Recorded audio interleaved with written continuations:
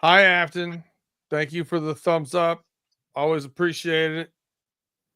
She's been rocking around with the homies and the rest of the Steel Curtain Network for a long time. We appreciate you stopping over, give us a little love and support. Um, I had the wonderful time of playing golf today for work. Um, and it was I don't know what's going on in Cincinnati, but it looks at Justin here, but in Pittsburgh, well, specifically, I was in West Virginia today. No, I wasn't wearing a stocking cap, Justin. I don't know what it's like there, but it's not only is it in the 90s, but humid. I mean, just thick with two C's. Ugh. Yeah, bro. It is my car dashboard read 100 degrees, man, in the city today. It's going to be like that all week long. It is so hot that literally people are melting. And quite frankly, the reason why I have this cap on, this beanie, Stocking whatever Beanie. cap, you call it beanie. on. Yeah, this little scully on. The reason why I got this on is because when I was out laying by the pool this past weekend, I got sunburned.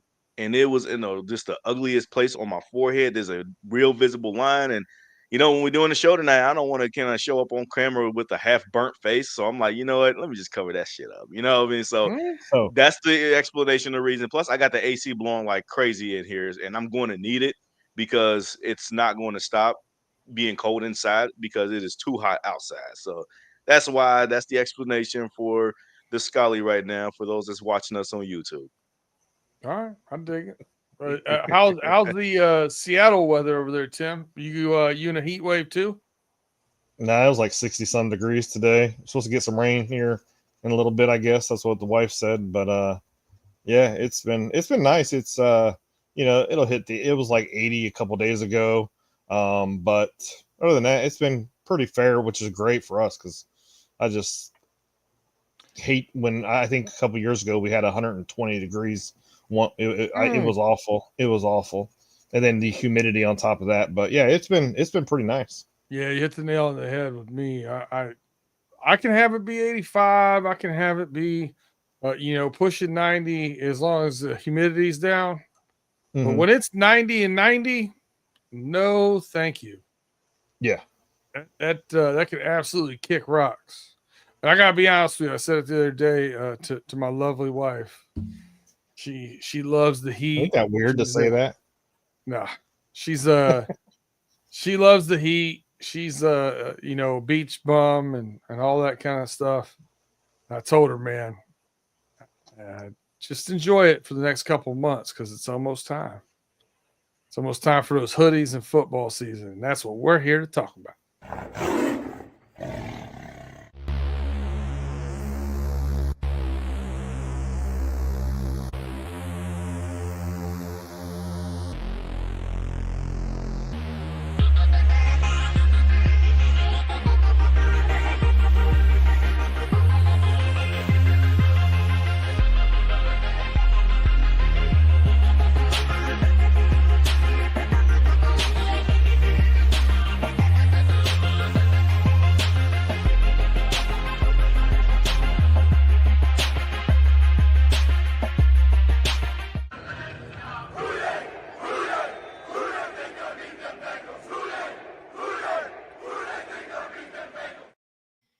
And once again, we are back, and you are rocking it here, running through the jungle with me, your host Brandon Herriott, and your host Justin Lacey and Tim Lyons. What's going on, fellas? What it do? What it do? What is happening, you guys? Thank you so much for joining us. We As got we already Mister talked about in the Double cold A, open. Yeah, it's hot open actually. hot open, hot Yeah, open that's here. It's that's what definitely we should not have cold. called it for real. This at least for today's episode. It's been a Yeah, rough. Sweaty I'm with balls Austin Czar open. too. I'm with Austin Czar right here, man. Just bring on football, bro. That's where I'm kind of at right now. Yeah, we're not. I mean, we're closer than we think we are to football, bonfires, hoodies. Oh, a little cigar and bourbon around bonfire with football playing in the background. Tailgating, Mm, food. tailgating and food. Oh, Mm. the finer things in life, some would say. Hey, we appreciate you guys rocking with us every week, every single week during the off season, which we don't really have during the season. Everything else, please hit that like, subscribe, rate, review, and share. If you can, tell a friend to tell a friend about us. We appreciate you help building our numbers up, even in the off season. We've had some pretty good weeks. We've been doing some pretty good stuff. So we appreciate you guys rocking with us as always. We got Mod up in here. Yes, I'm looking forward to it as well, Mod. I don't know if you just tuned in or if you caught the beginning of the show, but the reason why I did not take your phone call today is because I was on the golf course, my friend. But we'll get back to you. For those of you who don't know, I will be on the Know-It-Alls on Sunday doing an interview. So pretty excited about that. I don't know if I'm allowed to let the cat out of the bag, but I'm going to anyway. We're going to have Taj Brooks, I believe, on the show. So they're going to have me over there talking to him about what it's like to be a Bengal. So pretty excited about him. One of my favorite pickups this draft. So looking forward to talking to him. And, Mod's got it in with all those Texas guys. Mary Edwards in here. One step closer. That's it. It's officially staying. Oh, look, we got it. We can say it. That's good because we did. That's good. All right. Do you want me to share the link to that? Because I know Maud already posted it on Facebook for his future live, so I can. Yeah, absolutely. Post that in the link if you want me to. All right, go ahead. Absolutely. If we can get it in there. If not, we'll put it all of our pages everywhere. Share that out. Really excited to talk to the young man. I think he's got an opportunity to do some really good stuff here. But listen, Mary Edwards, she definitely hit the nail on the head as to what is going on in Bengals land right now. I put it in there. The lease is on. So it sounds like they're able to work out a deal.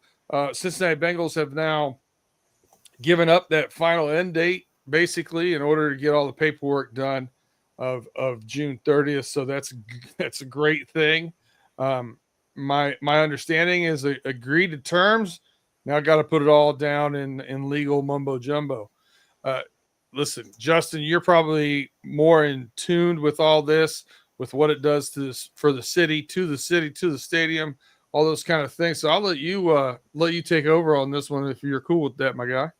Yeah, definitely. So I'm actually going to share my screen for the fans and everybody in the audience to be able to see here. So I just wanted to kind of share the highlights of the stadium lease agreement because I know that there's going to be a lot of conversations back and forth for a lot of shows.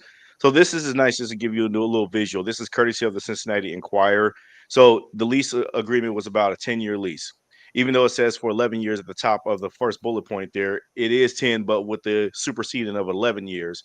Just because they are going to include this year's agreement as well too along with it. So it's going to put it through to 2026. But essentially, the 10-year lease starts after this year because the original lease was to 2026. So that's a good thing because it feels like that there's been a lot of answer back and forth. The county, when they originated the old lease deal back in when a new stadium was built, the county did not get the fair end of the deal. The new stadium was built, and it felt like that the county was going to be on the hook to basically pay it. And the Bengals got the chance to dictate the terms and conditions of what goes on around the stadium just because they were building this new stadium for the city. That's not going to happen this time around. There's no new stadium actually built in this. However, there is going to be upgrades that's going to be made for this as well, too. So number one is I'll look at the second bullet point there.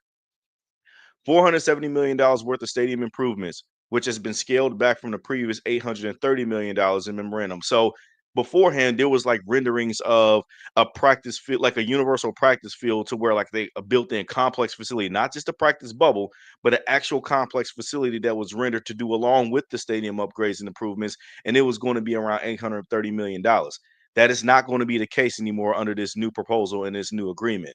In fact, they scaled back the cost a little bit because what they're going to do is they're going to just make continuing upgrades. And on top of that, the Bengals are going to be contributing to that out of their pocket a little bit more. Very complimentary to what they was doing before, where it's like it seemed like that if they wanted to do anything to the stadium, the county and others was going to have to be on the hook for that. And the Bengals would chip in and put some money on it too. But it was just very one-sided, man, and nobody liked that. So I can understand the banter back and forth. They wanted to make it fair. And also, one of the things that I take notice of is that the 5th bullet point on down. The team will pay $1 million per year of the rent for the first 3 years, increasing to $2 million annually by year 4, which means that they are going to be responsible for making sure that they pay to stay, essentially. There is also a built-in negotiation for like a 2-year agreement if they get to that point. Also, just one right above that, if the Bengals achieve a 24th or better ranking of the total NFL revenue, then they have automatically earned the right to exercise the 2-year option extension. That's why I wanted to bring that in first before talking about that bullet point, because with the built-in 2-year extension, they have to negotiate again. But if the Bengals are proving that they're bringing in a lot of revenue, then that way they can automatically just agree to the extension and ain't got to worry about it. Okay, and then other parts of bits and pieces of this goes into they can employ a third party firm to market the stadium, which is great because the county itself really did not have no negotiating power in the previously when it came to events that goes on at previously Paul Brown Stadium. Since the naming rights was given up and it was Paycor Stadium, we've seen a couple of different events happen. Now, we were supposed to have Billy Joel this summer, but that tour got canceled. But you had Taylor Swift already here. You always have the Cincinnati Jazz Festival that comes on and happens around the summertime, or usually in July or something like that. But now the county gets to be able to have that in their control to be able to garner and generate income for the city, especially during the off season. Because one of the biggest problems that I've seen in years past is that when football season is done in Cincinnati, there's literally nothing going on regarding the Bengals. Well, the stadium just sits there, just collecting dust. Meanwhile, the Reds, if they are not having anything happening, you can host prom nights and stuff like that. You can host all kind of events, throughout sporadically throughout the year, like certain portions, not the actual field, but certain portion throughout the Red Stadium, where that's not really like that will come to the Bengals Stadium. So the county want to be able to employ a little bit of marketing behind it. So it's a win right now. So it seems like it's a nice little middle of the road deal that they can agree upon to set them up for future success later on down the road. It's not a long-term contract because it's not 20 years down the road. It's not 25 years down the road. It's a 10-year deal. So like 10 years from now, well, 10 years from next year, when we hit to the 2036 year or whatnot, we can see what the stadium looks like around that time. If they still make improvements to the current existing building, or if other teams have gone far and away and just the Bills are already getting a brand new stadium. There's working talks about the Browns getting a brand new stadium, which that talk has been going up in the smoke a little bit, but they're getting a stadium and they're trying to get help with theirs moving out of downtown Cleveland over to Brook Park, Ohio. If these things tend to happen and unfold the way they have, then the Bengals stadium, and currently as it is going to be so far outdated that they're going to ultimately have to get a new one. That's why this 10-year agreement works a little bit better than a 26-year agreement like they had before. So honestly, I think it's a win-win from both sides. It's great to get this off our backs. It's the news that nobody wanted to hear because we all talking about Trey Hendrickson and not Miles Murphy, Shamar Stewart. But this is the news that we needed to secure the future longevity of the Cincinnati Bengals presence. Yeah, I think the biggest differences to me with the first deal and this deal, I mean, everybody's going to lean into the county getting screwed in the first deal, but a little softer put than that, I guess I'll say.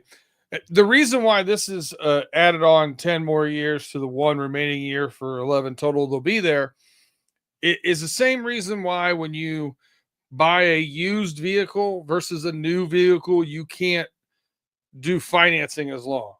The same reason why, you can only insure for a certain amount to older vehicles and whatnot. They're in a now dated, not brand new facility, like you're saying. So they're going to have to look at it towards the end of this extra 10-year extension. They're going to have to start looking at it and saying, okay, does this still work for us? Just like they have this $470 million worth of stadium improvements now, will they need to do another 470? Will they need to do another $1 billion? Do they need to have a whole new stadium at that point? So it's kind of the best, I think, flexibility wise. Now, when you talk about doing the deals with a third party, booking things there and whatnot at the stadium, I live in Pittsburgh behind enemy lines, and Acrisure Stadium back when it was Heinz Field, all that stuff. There's always stuff there. State championship football games. Right. There's not as much stuff on the field like you're saying, but every year our team at work goes to a St. Jude fundraising event, which is great. They were raised over $1 million for St. Jude's this year, and it's in their private. I don't know. So they basically make a dining room out of the boxes and stuff, which is very cool, and they do a lot of stuff like that at that, fundraising events and things of that nature, which makes revenue for the county. Has more and more stuff down there. Everybody's paying taxes. Everybody's doing a lot of stuff. And then you get into concerts and other stuff like that. Like, it can generate not only a lot of money for the county and the city, but just the businesses down there and the banks and all those kind of things that can help them out just by looking at another 10 to 20 events down there a year. Right.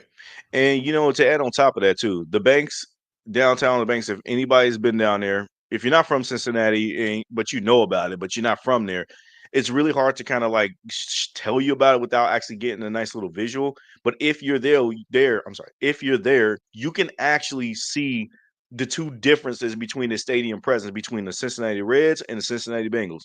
Because this is historically a baseball town here in Cincy, you usually, when you go down to the banks, it just feels more lenient that it's just all of the excursions are just right on along the side of the Cincinnati Reds. Their presence is stronger. Their brand is heavier. Hell, it's thicker. So when they're having a live baseball game on TV, there's a big ass jumbotron that you can watch outside of it while you're having drinks on the banks. That's not like that for the Bengals, and they have to be able to accommodate some sort of presence in space. Now, I like that they made a few additions to the banks. They added the Andrew Brady Music Center there, which is an outdoor venue in the stadium. Mhm. And if you also include the things about Northern Kentucky, just literally right across the river, there's an outdoor venue right there too. And the Bengals can get stranglehold of certain one of those things. They already getting the parking revenue, but that's only indicative of what's going on around the stadium, not necessarily across the river in Kentucky. And the county is still going to foot the rest of the bill. Collect the rest of the revenue from that, which is deservedly so. So right now, it's like I said, I feel like that this is a temporary stopgap to fix the issue, just to put a small, like a few masticings of duct tape and some gorilla glue on the problem without fully welding the deal shut. Because I still think that there's still a long-term solution at hand that still needs to be done. Because at the end of the day, that practice bubble cannot be the only bubble that you have the Bengals for the foreseeable future practicing out of. The times have changed now. If you're expected and projecting to win a lot of games at a higher level, you need a little bit more aesthetic appeal for the actual stadium, and that includes your practice complex facility too. Explore the opportunity of doing something with other counties in Ohio. You're just up north in the suburbs of Cincinnati. You got Blue Ash, you got Mason, you got a lot of these different places where you can do these kind of things. So, like I said, right now, this just feels like that it is a great way to kind of like, hey, let's just at least come to agreement now before the deadline, which was June the 30th. Let's shut everything down right now. Let's get a nice little handshake agreement here, and that's it. We can move on. So that way this is not a thing that's looming and hanging over our heads, and that can free up more mental capacity space for the Bengals front office, because we still have to talk about it at some point to finally get these negotiating deals, because this is such a small front office with the ownership stakes to be able to negotiate these contracts that we have still with Trey Hendrickson and still, for some reason, Shamar Stewart. I'll say two things. One, when you talk about Great American Ballpark versus Paycor, I mean, just the aesthetics of them, looking at them outside. One's a great big Huge round difference. gray bowl, you know what I mean? And then of concrete. And then you look at Great American Ballpark, it's beautiful. From the outside, the aesthetics are just totally different. Mm-hmm. And then I like not building any more facilities down there near the river or whatever, because if you think about it, so if this, 11 years from now, we are looking at a situation where we need to put another stadium up or whatever we're going to do, I still would love for it to be downtown. Mm-hmm.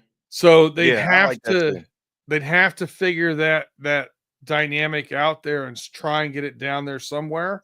So by building another if they build another practice facility that they had to tear down, it was just be less likely they would keep it down there. And I love that location, that area. I'd love to keep it down there. Yeah. Tim, we just been talking, man. You still there? Oh, hey guys, how you doing? I'm doing great, and so is Fuzzy Balls. Thanks for tuning in, Fuzzy. Yeah, Zadarius Smith become a Bengal. That's a little praying emoji there.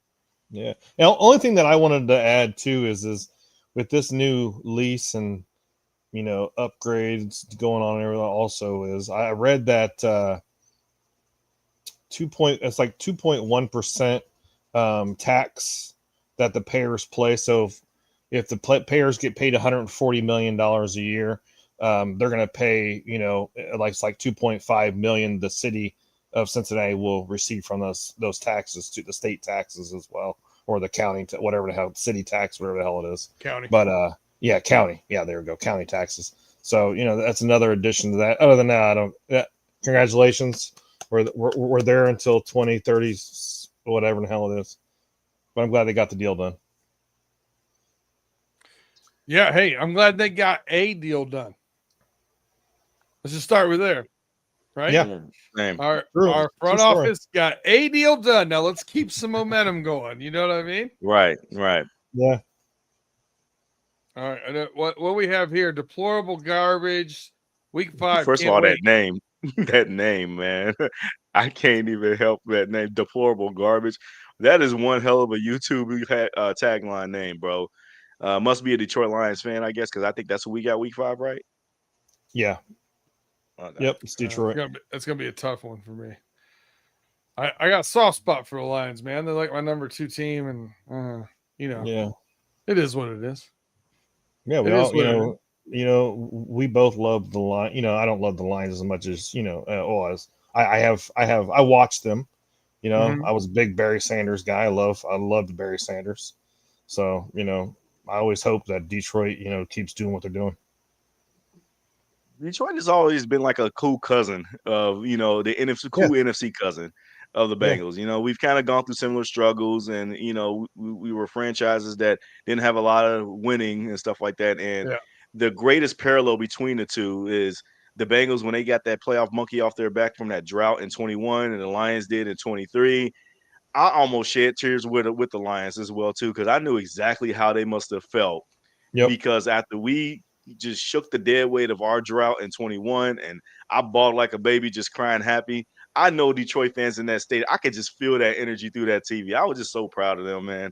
I was so happy I was so happy that happened for them. But they got a tough test, man, coming up this upcoming season, because they are the hunted now. They are one of those big dog teams in the NFC, and ain't nobody taking them lightly. A lot of coordinator losses and stuff. I know this is not a Lions podcast, but you know what? That'll be the biggest part. Yeah, they got to be able to overcome that, because they kept the core of that team together, and they got some dogs over there for sure. Yeah, bro. I'm excited to see what A. Hutchinson looks like when he comes back from that injury. Yeah, that's going to be. I can't believe he's right now. He was favorite for Defensive Player of the Year award. He'll be Defensive Comeback Player of the Year, because that's going to be tough for him to win Defensive Player of the Year. But I'm telling you, he's favored right now on DraftKings. It's wild to me. Yeah, I don't think that would be the smart bet for me to place any units on. I'll just wait till that line comes down a little bit, probably closer to when the season is, to kind of get a good grasp on where everybody is for real. But I'm not surprised, bro, because he's still a dog. And listen, Tim and I, when we talk about that shared fandom, that cousin relationship, we both grew up on I-75, literally halfway between Cincinnati and Detroit, Lima, Ohio. Yeah, Detroit, Detroit sports, we'll just say Detroit, was something that we were familiar with. And Brandon's a big Tigers fan and Pistons fan and Red Wings fan, and he's a Michigan fan, but he roots for the Bengals, but he also has a place in his heart for the Detroit Lions. And like me, I grew up as a big baseball fan, and being around Brandon my entire life, I have that soft spot for Detroit, and of course watching the bad boys of Pistons play against Michael Jordan and the Bulls. It was that's something that we grew up with, and Detroit's just has that special spot in our hearts. So yeah. Deplorable Garbage says that if you gentlemen are alive for that game, I'll come hang out with you guys. If you don't mind a little friendly shoot talking. Shite. Yeah, I'm going Little to probably shite. look to be. I'm probably at that game. So I'll tell you what, that'll be fun. DG, we normally don't do the watch alongs, but we do come on afterwards if you guys win and we'll come get a little bit of our tears. We come in for a little. I say let you have roaring talk reactions. your stuff, man. Like if y'all win, hey, we get it. Hey, do what you do what you got to do. There's respect. There's definitely respect. There's still a handful of teams that I absolutely respect. The Eagles last year for me was one of those teams. Like I was in the stadium when we had our White Tiger game against the Eagles and we got our ass kicked. And instead of just talking trash to like, oh man, you're getting all mad and stuff, man, I shook every Eagles fan's hand. And I was like, man, congrats, man, y'all were dogs, bro. Y'all whooped our ass, bro. Like, and they were all cool. They had their little bursts and shit like that and whatnot. But dude, they deserved it, man. They kicked ass. And quite frankly, they did it the rest of the season. They won the Super Bowl. So there's still a healthy dose of a lot of teams I have a great deal of respect for. The AFC gets a little tough because we're still one of those big dog teams, even though we missed the playoffs to the back-to-back years. But we're still having Joe Burrow. He's of the big four when it comes to the quarterbacks like Mahomes, Allen, Burrow, Jackson, those four guys. They're still the core four, as what Chris Sims ranked in his quarterback rankings list. Those are the best four in the league. It's tough, man, to root for those other teams, bro, because like at the end of the day, you trying to get your ring before some of those other guys get it. Yep. For sure. Yeah. All right. Well, this is a good place to take a break. We're probably, be honest with you, I think we're probably on the back nine here as far as look at golf analogy. As far as we're probably already made the turn on the back nine as far as our coverage for today. Not a whole else lot going on, but we do have a couple things I want to talk to, and we'll get back to those right after we hear a word from our sponsors. We'll be right back.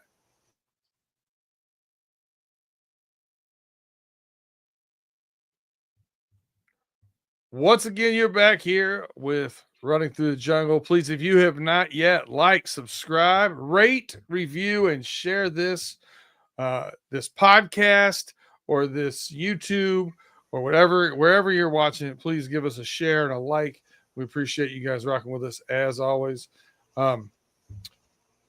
All right, we got Fuzzy over here is trading a whole bunch of people. Wants Max Crosby or TJ Watt or Myles Garrett. I don't know if we're gonna have that happen. Oh man. I would definitely, but I would like that trade with Max Crosby, TJ Watt, and Myles Garrett. They're getting up there in age. I'd take the younger guy. All right, DG, thanks for joining us during your quick break at work. We appreciate you. Yeah, definitely, man. Salute to you, bro. For showing us. All right. Well, let's listen, man. I know especially Tim is hating this subject, but we got to talk about whether we're signing people. But I want to do this in a quick way, concise way. I don't want to spend BS time on it right now during the off season. I want you to rate your confidence on signings. I'm just going to ask for a percentage. Do you think it's a 40% chance that we get Trey signed? Do you think it's a 50, 90, 80? Where are you at, Tim? What's the percentage that we get Trey Hendrickson signed before, let's say before the season? Just saying before the season. Oh, okay. I'll say before training camp. I'm going to say 55.5% that we get him done before the season before the season comes. All right. 55. So you're on the better side of things. Justin, what's your percentage for Trey Hendrickson? I'm in the 70% range to get Trey signed before the season starts, like just narrowly before the season starts at that. That's what I'll kind of stick with. And then when the season does begin, if he does actually sit out a game or two, I think the Bengals will recognize that they're going to feel his presence lost. And then I think that's going to just tally it up to like 89% or maybe 90% that you need this dude back on the field like ASAP. So I don't think it's going to come down to that because I'm really confident that they are going to get that done. Maybe, hoping to lie before July. Look, I see UAA with the 40% chance. I'm kind of with you right now with that.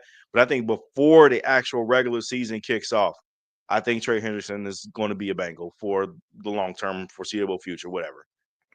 Fuzzy Ball says Trey ain't worth $35 a year. I tell you what, we've been talking about that for a while. I totally agree with you for a long term. For a 1 year, sure. 1 year, fine. I'll give you a Rewarded for 1 year 1 year. extension for 35. Yeah, But I'd if you definitely want, give him 35 this year, and then that'd be it. yeah, but if you want 3 more, no, sir. It's gonna come at a little bit of a smaller cost, but at the That's same right. time, like those just numbers that they got to still figure out how to agree that. Yeah. I'm still of the belief that the Bengals do the need to sign them to like at least a 3-year deal, but those back end 2 years need to be more manageable, and that's where I Yeah. do agree that hey, first year as we said, you can give them 34, 35, maybe right around that range. But at the end of the day, I'm not pissing a lot of money just because the Texans signed Daniil Hunter to a great extension. We But ain't the only Texans 1 year. only for Yeah. that 1 year I'll though. give That you 1 the year Neil Hunter that money bump. for 1 year. Yeah. That's it. Yeah. And let's not forget, I'm sure Fuzzy Balls knows, and I'm sure Austin Art knows. Trey's already earned or do what 16 million this year. Yeah, total 21. When you 21, he get had 5 in a signing bonus that already Okay, went. so we yeah, give him, say we give him 13.5 million this year to add on to that contract. Okay, there it is. Have a nice day after that. Bye. Yeah, I don't know if that's going to get done. I do. Listen, I'm going to give it 62%. I'm 62% that we're going to get trade done before the season starts. So Look at you. that's where I'm optimist. at. That's where I'm at right now. 62. I think we get it done. I'm not real positive. We're going to go same thing. Shamar Stewart. But I'm gonna say I want the number here. I wanted to say 91 for Trey, by the way, but I'm not there. I want to know Shamar Stewart by training camp. Oof. Because there's no reason why that shouldn't be done by training camp. Justin, what's the percentage that you think we get Shamar Stewart's contract done by training camp? high 80s or like low 90s. That's the percentage that I believe they'll Ooh. get done. I'm not bothering myself with any of the smoke of the talk that is going on with his agent, his father, and all whatever representation is in the Shamar Stewart camp. I'm not buying none of that. I understand that the contract is different and weird a little bit because language is different. Their camp is only arguing why you starting this with me because the other 2 previous draft picks didn't have to do this. Well, here's the thing. If you're Shamar Stewart, look at the long-term projection of it if you keep up with this way. You have zero leverage. You want to sit out and not play the whole year and re-enter the draft next year? Okay, teams are going to collude and talk and understand that they're not going to want to try to draft you in the first round, no matter how freak of an athlete that you are, anyways, especially when you're coming off of a really, let's just call it what it is, below average production of college sacks when it comes to his tackles and sacks total. Yes, I know that he's generated pressure and all this, that, and the third, but dude, your numbers are not up there with the Abdul Carters of the world. So let's not act like that you've proven yourself to even do these kind of things. I think that it all comes to cooler heads prevail here at this one. I think that they get this thing figured out before he comes into training camp. Maybe it will take a few days in the training camp when he's not there. He's got to realize, dog, I got to get on the field because otherwise I'm going to be behind. Because this dude, if he does anything further to jeopardize and try to, stand on business with this one, bro, for real, he's going to do himself no favors going into next year because he literally has no leverage at all. So just come to let cooler heads prevail and just come to an agreement. Bengals, I will say this to them on this too. Stop with this whole notion that you gotta just drag your feet on this. Just come to the agreement and be like, all right, let's get this thing done. Let's move the hell on. And we won't even forget that we will forget that this even happened for real. All right, Tim, what's the percentage you think Shamar Stewart deal gets done by training camp? Well, if Abdul Carter calls Shamar Stewart and tells him, hey, I have that same clause in my contract, then I would say Justin's about right. But I don't think Shamar Stewart and his camp really care, according to what his agent says.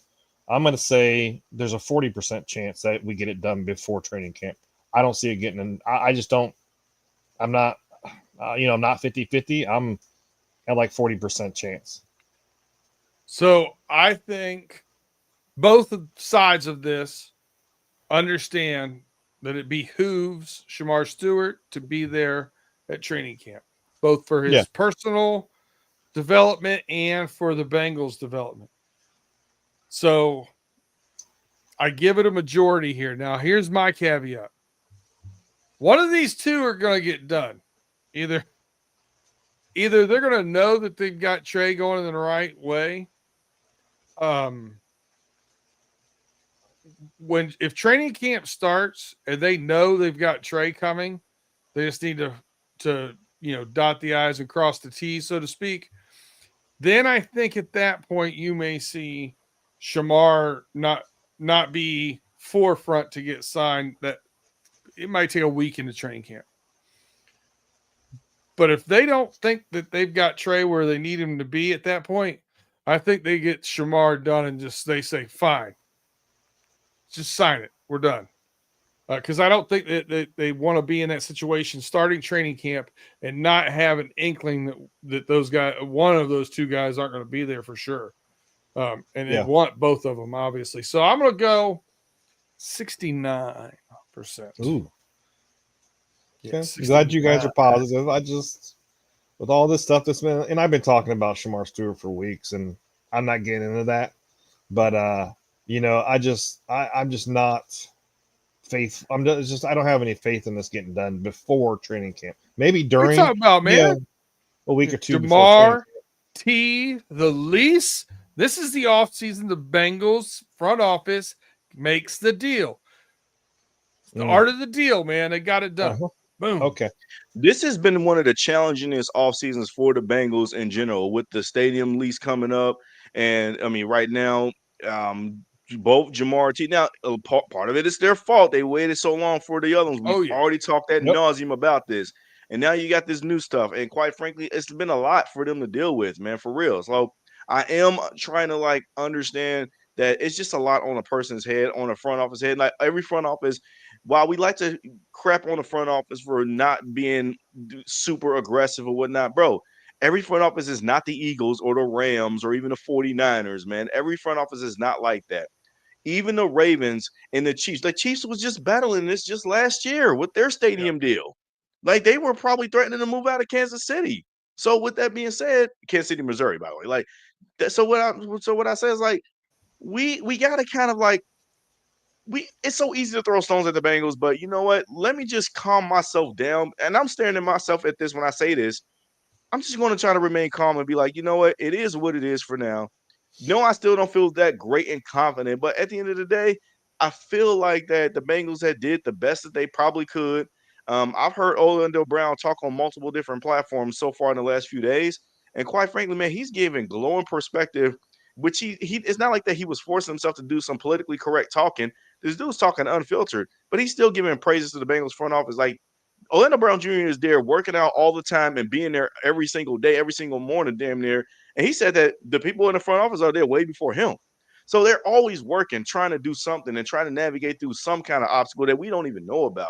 Well, so I'm going to try to, because all right, they're short staffed. You know what I mean? So, but bottom line is, man, I'm going to try to relax my stance a little bit on trying to come aggressively at the front office for not doing enough. But at the end of the day, they got to prove it themselves on the field, and they just got to go out there and win a bunch of ball games, man, for us to feel better about this season moving forward. Yeah, they're not going to completely change the narrative in one offseason. But if they get these two deals done, they're going to open some people's eyes and some minds to at least, maybe we should start looking at this next generation coming through in Cincinnati as someone who's going to be more apt to get deals done. I think to your point, Justin, the next part of that is, how about we not wait until the last second if we know we've got a franchise wide receiver or, defensive end that we could have just got him done for 3 years. When we did 1 year extension, we could have done 3 years extension probably for 25 at that point, or 24. Facts. It is what it is. I think hopefully they figure that part out, but we'll wait and see. I'm not gonna hold my breath. Yeah. Tim, any final thoughts on the signing stuff, or you just talk too much about it? I'm done. I don't got nothing else. Next. Oh man. Collusion thoughts. There's been a lot of collusion talks going on out there, man. Yeah, you got to be able to lead the charge with this one because this is going to be news to me. So I'm interested to see what this segment is going to bring a little before we wrap up the show.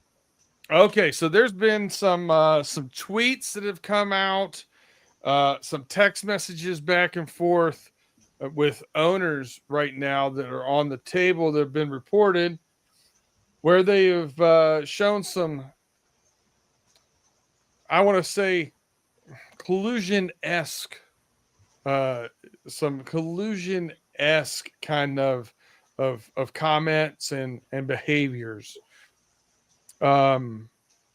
Talking, one was the Cardinals owner talking to the Chargers owner, talking to him about how he got less guaranteed money for Kyler Murray than was anticipated, and now that he was going to be able to get a better deal for signing Herbert. There was talk from the NFL themselves about how they hated the Deshaun Watson contract, and not because of what he had going on outside of the football realm, but because it was fully guaranteed, and they didn't want that going out. And there were talks, a bunch of talks going on amongst the owners about not doing that and backing off of that, and little suspect of collusion. That Russell Wilson was one of them mentioned in there, and then which also brought the Steelers into mind. There was nothing there. They said there was no colluding that they could prove or whatever. Basically didn't do it, but there's a lot of talks going on right now about collusion in the league. What do you think, Tim, man? News here, no news? Are you surprised by any of it? Well, I'm not surprised about it, but I am surprised about this topic. I haven't really seen anything on it, but it's kind of like, does it surprise me? No. Come on, you know the owners talk. Everybody's talking. There, all these billionaires that are talking that own these teams. They're talking about Russ or Kyler Murray, the Deshaun Watson situation. They're probably even talking about Justin Tucker situation right now with his 10-week suspension from the NFL. They're probably talking. There's probably all kinds of talks that we don't even know about. I would love to be a fly on the wall in an NFL owner's office or the director of football's office or something. I would just love to be a fly on the wall because you get so surprised and shocked when this kind of news comes out. It's kind of like what was the homeboy, the coach from the Las Vegas Raiders, John Gruden. Yeah, and his talks with the Washington Commanders came out. The Commanders, all that stuff, and I would love, like I said, I would love to be a fly on the wall. Yeah, just a text message from one owner to another going, "Hey Dino, I got a great deal on Murray. You're gonna be able to get Herbert cheaper." Wait, what? Like he don't put that out in the atmosphere, man. Right. That's not a text message. Why do we people get caught up in that? If you don't want a trail, stop typing it. Don't put it in no email. Don't put it on no type. That's a face-to-face conversation. A face-to-face conversation on the golf course while you guys are golfing. Yeah. Don't do it over the phone. Don't text message, because eventually those owner conversations are going to leak somewhere. So listen, I know you don't have a lot of the facts yet. We'll probably talk about it more as there's more going to be rolling out with this topic. I'm going to have to Google it tonight. This is pretty fresh right now. But are you surprised at all, Justin? Collusion by NFL owners? No, not really. I'm not surprised about all at all. Just because they're having billionaire conversations in ways that we don't ever we won't really know about if we're ever lucky enough to be able to get to that level in life. It's just billionaires being able to operate in a way that they can. They know that it's not just going to be just through emails and text. They have their tea times on a golf course for a reason. And as far as like the colluding with the whole the Deshaun Watson, how owners colluded about it, was not a surprise, just because we've heard all that stuff before. They knew that they probably had the ability all along in years past to do fully guaranteed contracts for quarterbacks. They just never needed to do that or wanted to do that because it was going to just blow up like a freight train. And look what's happened with the Cleveland Browns since then. The owner was stupid for doing that deal, and they have regretted it since. And they even came out and said this was a stupid decision.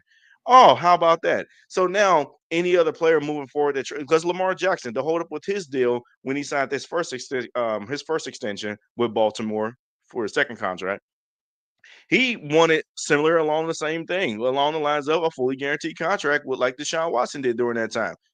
But the Baltimore Ravens wasn't going to do that. And quite frankly, the Ravens were right to not do something like that. I get it. Lamar was wanting to kind of do his own thing, whatnot. But at the end of the day, man, the Browns were going to be the only stupid team to do something like that. And they had to pay the price for that. But other than that, man, colluding around the owners and stuff like that, it happens, I think. Just because, like, if you ever worked at a job, yes, there are rules, written rules, but there's also unwritten ways to kind of circumvent those rules that people still do. Hey, You don't know, be like giving people those like you said, secrets like out. Hey, don't be giving those secrets out, bro, bro. no, no. The only one, the example I want to give, and it's pretty simple and it's straightforward and easy. Don't be on your cell phone while you're at work. We all know people, including ourselves, that be on our cell phones while we're at work. Now, it's probably Never, stupid to do that if you work in the kitchen. never. If the feds listen, I ain't got a cell phone. But anyways, like at the end of the day, man, like I'm not surprised at any of this, but I'm still in like an uninformed about any of the other types of collusion that's going on. Quite frankly, that's going to be brand new territory for me, different waters to swim in when that stuff does bubble up to the surface. And we'll be here to talk about it if it is, especially if it's potent and relevant to the Bengals. We're going to have to talk about it. So, but yeah, nothing surprising to me. But at the end of the day, I don't have any brand news. I don't have any information on it either. So I'm pretty much lost in the content.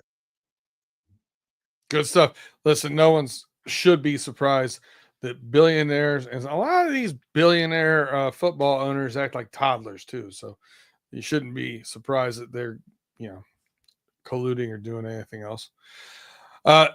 Closing comments. Anything to say on the way out here? We're going to get everybody out here a little bit early with the off season and not a ton of events. But Tim, you got anything you want to say on the way out of here to the people?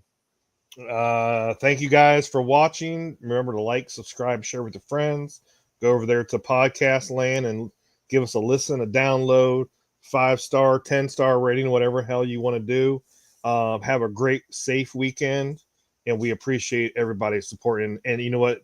Seeing these new people in the chat is awesome to see, because it means that we reached somebody that is not in the Bengals, in our Bengals podcast, that came in and said, what, let me check these boys out and see what's up. We appreciate you guys. Just share with your friends. And I know everybody's not football fans. My wife's not a football fan, but she supports me and what I do. But you never know, you might find a football fan out there that might not be a Bengals fan but likes to listen to other teams also. Just give us a share out there also.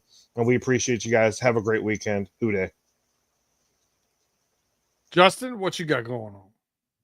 Well, first of all, I'll shout out to this guy up here, Tim, for holding it down last week, because I know for the last couple of other times he's been doing solo shows. So I appreciate you, Tim, for that. But other than that, man, just get ready to gear yourself up for a rough training, a good, physical training camp. Preseason football training camp, that stuff is all around the corner. We got a good show that we get to watch in the meantime with the new quarterback, season 2 of Joe Burrow, going to be involved in it as well. Can't wait to get the behind the scenes on that, so we can talk a lot about that while we're getting to the back end of the off season before that stuff comes. And other than that, man, just like what Tim said, and sort of like what you stated, Brandon, all throughout the show. Like, subscribe, comment, review, rate, and share. Please notify, ding that notification bell to let you know that we'll go live. We're still here and we still going. And quite frankly, I look forward to going into a better version of our show when we could hit the 2025 season. We'll have some fun games to talk about. Now, I will say this. I'll be right up front with everybody. I'm guessing there's a 50-50 chance we have a show next week. We have a little bit of cleanup to do, and next week is the 3rd, July 3rd. So I know a lot of people got stuff going on for the 4th of July. So we'll see where we're at with all that stuff. So 50-50, you'll get the notification, you'll get the ding. We'll also If put it out they there are on our Twitter page too. Yeah, So like, is hey, that- look, no show tonight. Join us next Yeah. week on this day. We'll do Yes. that too. So is that No, a it's- prelude that Tim might be doing a show by himself next Thursday? No, There's not. no. Now, if there's, Take a break. it also has to be like, if something Yeah. really newsworthy happens between now and then, we'll figure it out and power through it. But Yeah. if not, there's a chance we take next week off. That's all I'm saying. Sounds July good to me. 3rd, right before July 4th weekend. And then 4-day the last, weekend. I'm going to steal a comment from our new friend Fuzzy over here. He said, Fuzzy if we ball. can give Joe 1.5 more seconds per drop back and keep him healthy, he will annihilate all the single season passing records with all those weapons. I'll take 0.8. I'll take 0.8 seconds. I keep telling everybody I know, man. Take that over 33 and a half touchdowns. He got that in a bag. So we'll conclude with this. We don't know. Probably, maybe. Not sure. Next week. But definitely the weekend. Either way, check us out here next time as we are running through the jungle.